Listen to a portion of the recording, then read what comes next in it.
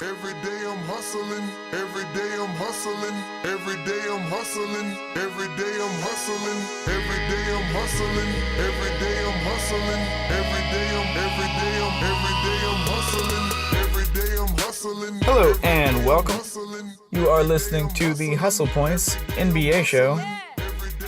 I am your favorite philosopher, Rudy St. Clair, and joining me today is the truth himself. Ask the Truth. How you doing today? I'm good.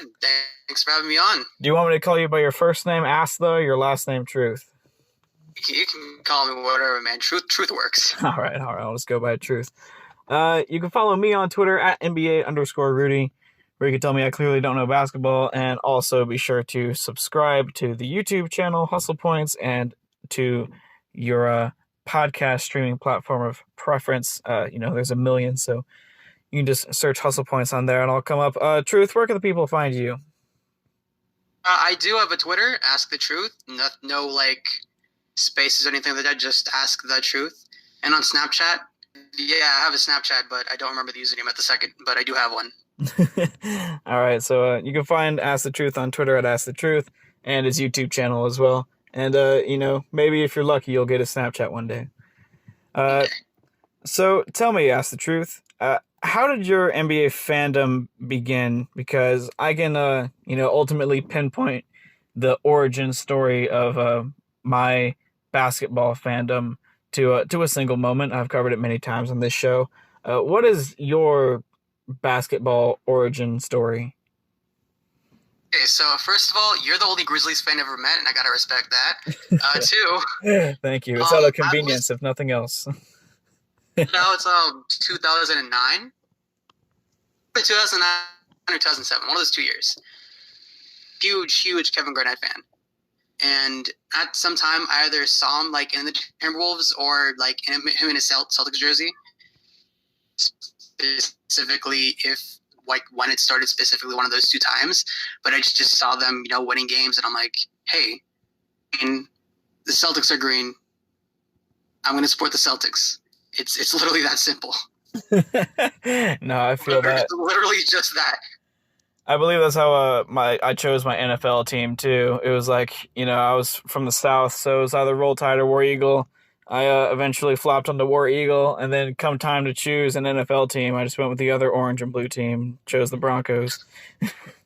So nothing wrong with going by pure color preference. It's probably more common than you might think. And then, after that, I kind of just, the other Boston and New England teams are pretty good, too. I guess I'll just support them. So now I'm a Celtics, Patriots, Red Sox fan. You dirty Boston sports fan. I feel like I've been kind of more Boston sports fans. Y'all have a really large sports fan base. I didn't know this until just recently, but I had no idea that that whole little strip of urban cities along the New England area is all grouped into one massive category of a place. I didn't really know until recently. They're kind of small, so I guess that whole just area is just New England, so that makes sense. Yeah, there was some proper name that I saw in a Wikipedia article the other day. I don't remember exactly what it was. It was something kind of crazy sounding. Regardless, this isn't a geography podcast. So tell me, how did you take that fandom and sort of turn it into something that sparked the idea of creation? Because your first YouTube video got a lot of attention from the community because of just its quality. So what inspired you to put in the effort and sort of craft something like that and start a YouTube channel? So first of all, I really appreciate the compliment. Second of all, my starting on YouTube was definitely really deliberate. This isn't my first YouTube channel. If you see my Discord username, my profile picture, you can see it's completely different than what you think Ask the Truth is. I used to have another YouTube channel called The Nerd Era. It was based in the anime community. I was doing that for about maybe 2 years, and I had actually amassed myself maybe about 5,000 subscribers at the time. I just looked at that, and I was getting learning experiences from that. if you look at my early videos from that, even though they're not even up anymore, you look at those, you can definitely see that they're really raw and, you know, just not good, typically how people's first videos are. But over time, I kind of just learned some skills that made me like make videos better. To a certain point where I kind of just realized that I don't really like anime at all. And the community that came around with it had a lot of racism, bigotry, and it's just be in. Not to say that everyone in that community, all the friends that I made, that they're like that too. I'm really glad with the experiences that I made there. But it's just the overall like feel of it was kind of just not nice. I got to know some of like a couple bigger YouTubers in the anime community too. Kind of sad when you kind of learn that you like these people that have a lot of subscribers and people look up to, they have some questionable beliefs and I'd rather want to be around. And it came to a certain point where it was just like, okay, I really don't want to be a part of this anymore. Stop making videos on that channel. And I always had a passion about basketball. And I would always, like, every time I would live stream on the Nerd Era, and not many people would be interested, or they'd be like, I don't care about sports. And I'm just like, anime I really like is Bleach. But, I mean, if you're not really going to talk about what I want to do, then that's not really going to make me happy. So after I quit that, I was pondering the idea of maybe starting an NBA-related channel because I would watch all these guys. I'm like, hey, like, I know for a fact I can make videos like that because I have the precedent of me making videos before. Like, I know how I can do this. And it came to me just, like, prepping for months and months. I had the idea to start, like, an NBA-related channel back, like, maybe July of 2018. And it took me a while because I actually, like, had to get, like, proper, like, rather what I had before because my laptop was terrible. And I finally got this new laptop. It's an Acer. It's really great. And it took me all that time to finally get everything that I needed. I finally started planning out my first video back in, like, the beginning of May. I took my time with it to make sure that it was good. Yeah, it really just went from there. Yeah, that's interesting. That's fascinating. I had no idea you had another channel beforehand. Although watching that first video of yours, it seemed obvious that you had some level of experience, or it was just, you know, hella natural talent. But it makes a lot more sense that you had already put a little bit of reps in. I come from a similar place. I started like a technology themed, like consumer technology consumer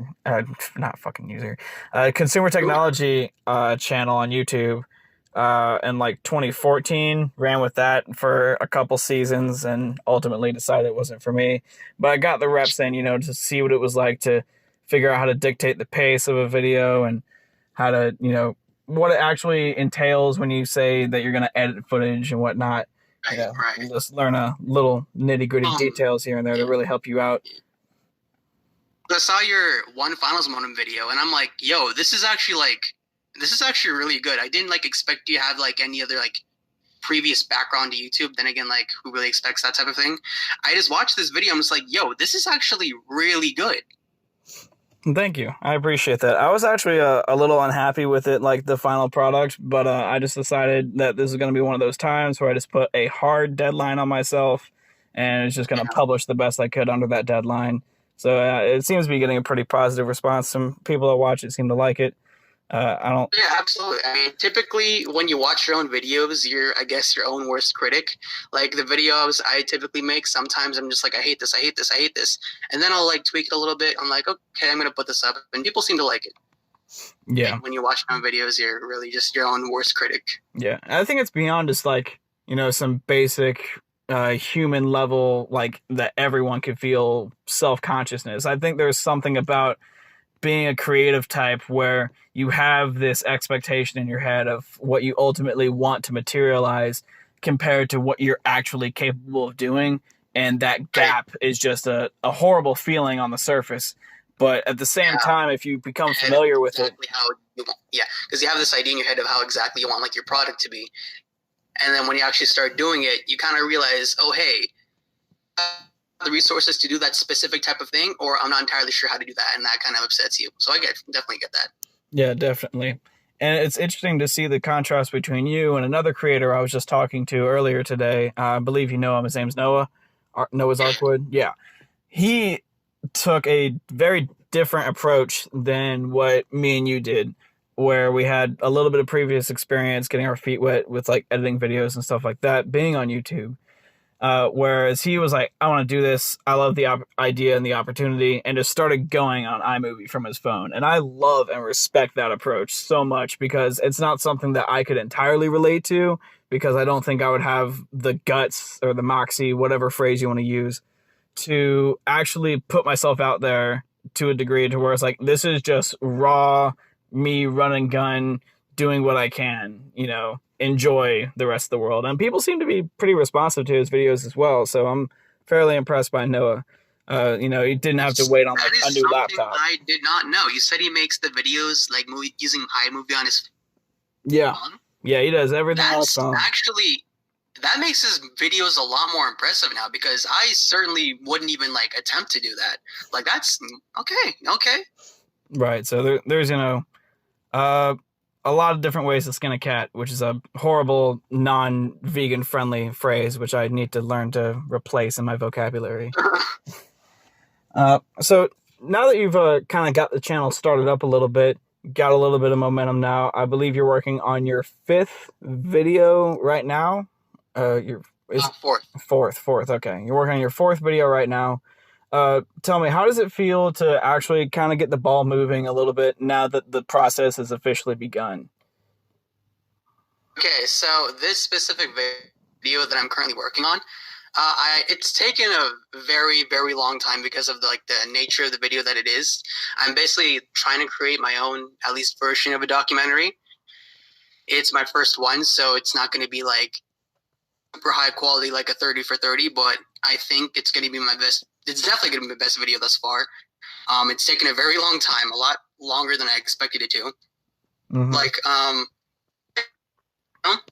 after I released my second video, I released my second video on the 15th of June, started creating this video that I'm currently working on the 16th. So now it's been 3 weeks, and I'm very, very close to completion by tomorrow, and I'm definitely really happy with how it turned out. Like you were saying before, how you have an idea of how to be specifically with certain effects. I definitely took the time to make sure that I could actually add those type of effects in. Mm-hmm. Video clip I sent you on Twitter, that little one, that's one of the examples. Like I watched that thing at least 15 times because I'm just like, yo, I'm so proud of this. I went and actually did the research on how to make this specific effect and how to make it look like this, and what the perception of the video is hopefully going to be. Hell yeah, man. I'm excited for you, and I'm excited for myself to enjoy it.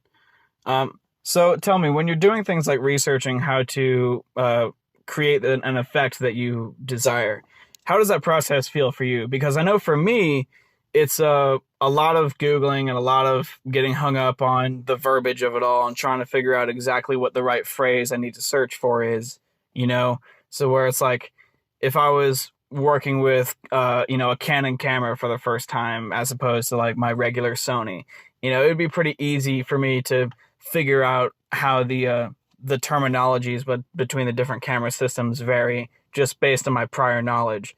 But with something like video editing, it's rare that you have any prior knowledge. And so you kind of got to get literate with the terminology, just like any sort of specialty. So where do you begin when you're doing the research on how to edit your videos? So firstly, I've learned that YouTube is your best friend for anything relating to video editing. YouTube is 100% your best friend. Typically, any effect that I want to do, you can really just YouTube it and find exactly how to do it on Premiere Pro.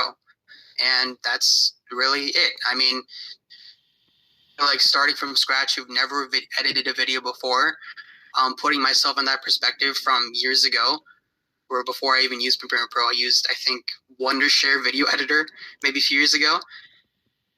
It took a lot of steps. I wasn't able to do fancy effects at first. All I could manage to do is bring a track on, and then that would be it. Or then I started moving up to bring a track on, bring the audio on, and make sure to match it up. And then later it became bring those two things, and then later it became bring all of that and add little effects to it and a bunch of keyframes. And then I look up, hey, I kind of have an idea to do this, and then I look up what effects that does this or this, and then I YouTube that, and I kind of just put that in, and, you know, it's just like a step-by-step process. Let me tell you what. Let's have a quick intermission, and we can resume this conversation when it stops raining super hard on the car that I'm in right now. You're in your car? Yeah. This is just like the most private, sound-isolated space I have until it starts raining. All right, and we're back from intermission, or as what you just called it, the first ever podcast rain delay. Yeah, this is the first ever podcast I've ever heard that's had a rain delay. So you, my friend, you deserve some credit, because that is extraordinary. We're breaking barriers here on the Hustle Points podcast. You know, this is beyond basketball. So tell me, what's the long-term goal with your YouTube channel and your NBA Twitter persona? What's the ultimatum here? Who are you scheming? Ultimatum. Who are you getting one over on? It's just who are you scheming? Necessarily a specific concrete goal to reach this. It's more of a just be as successful as I can be. Can make this passion into potentially a career. That'd be amazing. But I'm not trying to put all my hopes onto that yet. I still gotta work diligently, hone my craft. There's still a long ways for me to go. From me editing, me honing my craft, to me like gaining a large audience for me to call myself to be able to do that. Just be successful. Don't like up in me being sad that maybe a video doesn't do well, or me like going on long breaks, and just, you know, keep moving. So far, the concrete goal is to, like, the first concrete goal is to get one of my videos to 1,000 views. That's the first goal from that. Mm-hmm. Yeah, it's good to have like good measurable goals like that. It's like I was talking to you about earlier. Just Noah, who again I was talking to earlier, said that he told me earlier this summer that he had a goal just to get to 50 subscribers on YouTube. And I was even telling him then, I was like, man, you're already like halfway there, and that's over like multiple months. You should at least set the bar at 100. And lo and behold, he crossed 50 like it was nothing. And so looking for another like maybe 47 people to go over to Noah's channel, subscribe. Do you have anything like a subscriber goal, or do you think that some subs really even matter that much on YouTube anymore?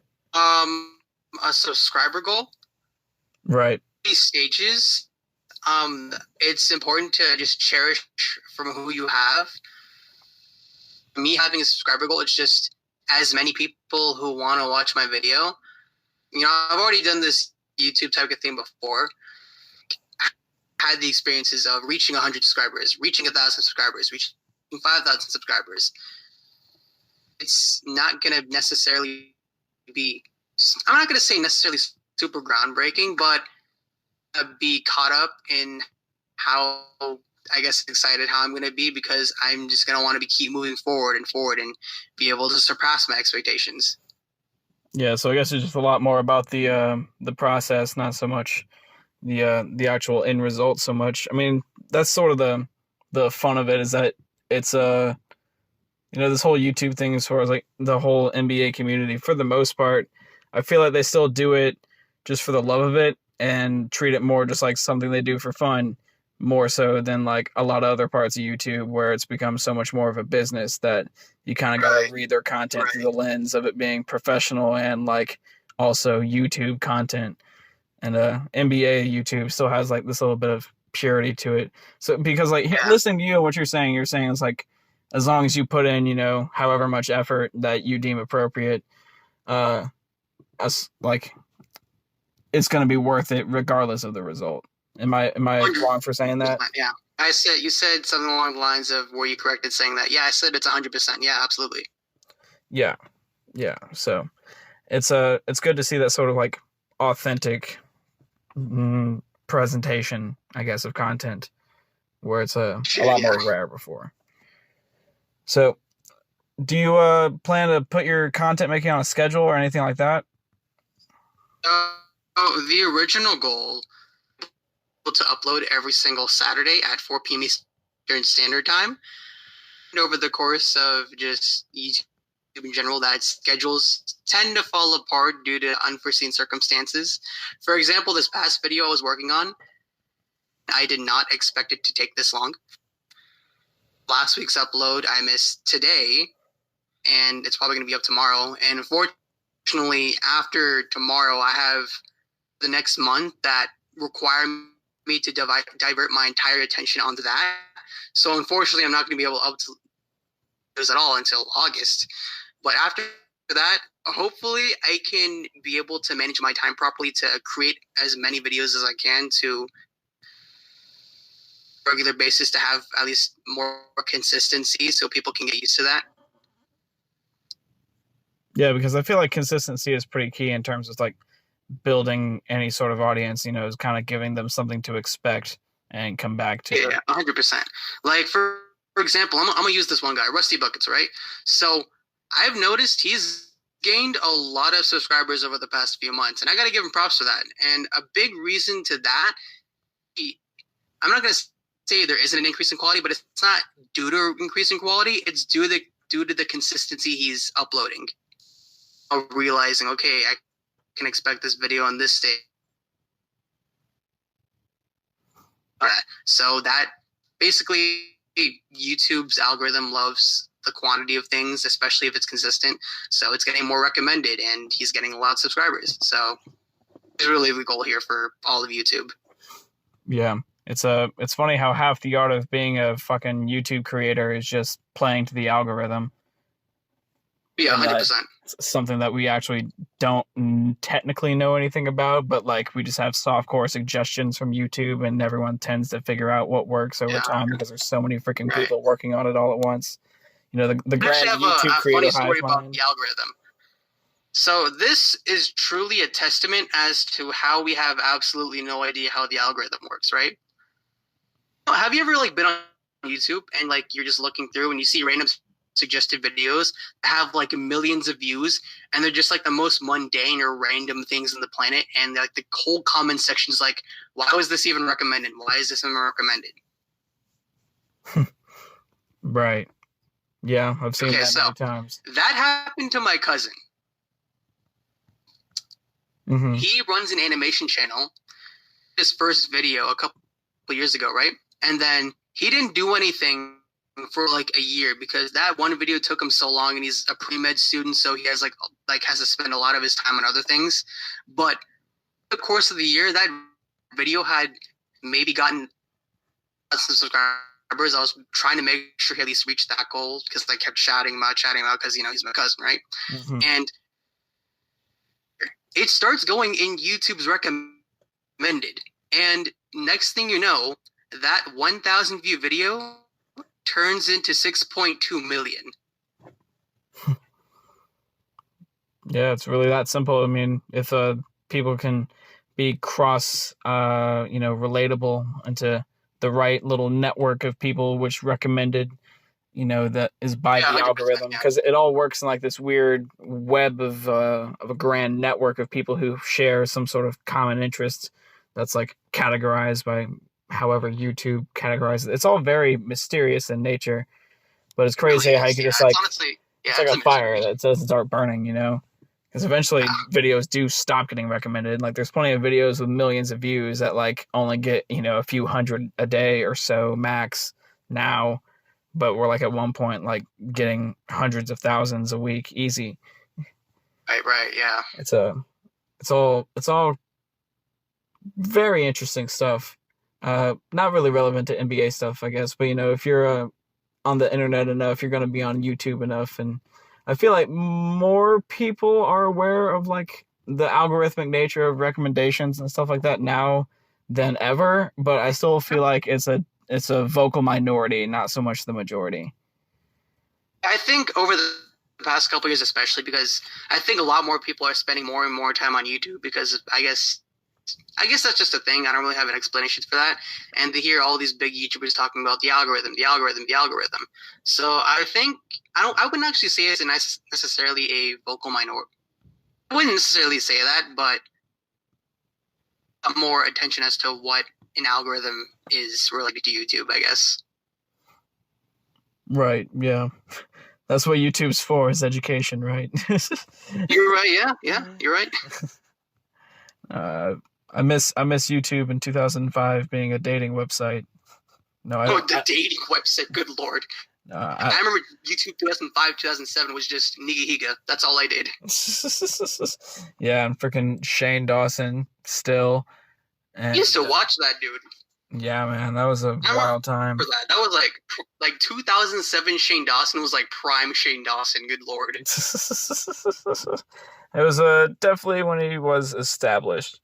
Yeah, minus 100% when he was established. God. All right, well, I think this little ending tangent about the YouTube scene has gone on long enough. Truth, thanks for your time, man. I really appreciate you coming on. Yeah, appreciate it.